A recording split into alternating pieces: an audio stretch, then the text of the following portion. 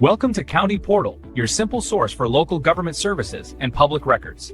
Let's get started. Thinking about starting your own HVAC business is a huge step, but before you can start quoting jobs and installing systems, you need to make sure you're legally compliant.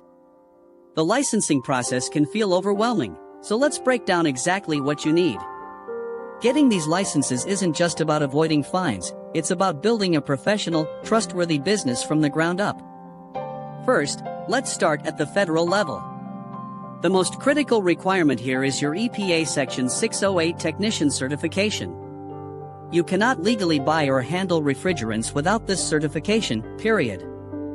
You'll need to pass an exam to prove you know how to handle these substances safely to protect the environment. Another key federal item is getting an employer identification number, or EIN, from the IRS. This is like a social security number for your business, and you'll need it to hire employees, open a business bank account, and file your business taxes. Next, we move to the state level, which is where the biggest and most varied requirements are. You will need a state contractor's license. Almost every state has its own specific rules, so you must visit your state's contractor licensing board website. Generally, they will require you to have a certain number of years of proven experience, often as a journeyman. You'll also likely need to pass a trade exam to test your technical knowledge and a business and law exam to ensure you understand the regulations. Don't even think about skipping this step. The penalties for operating without a state license are severe. As part of your state licensing application, you'll almost certainly need to show proof of insurance and bonding. You'll need general liability insurance to cover any accidental property damage or injuries. You'll also need commercial auto insurance for your work vehicles and workers' compensation insurance as soon as you hire your first employee.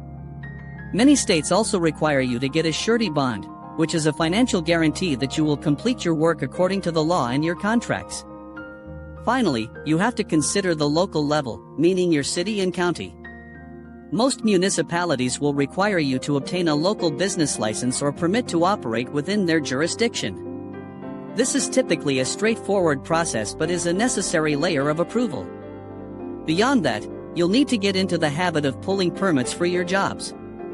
Most new installations, change-outs, or significant repairs require a permit from the local building department. This ensures your work is inspected and meets local safety codes, which protects you and your customers.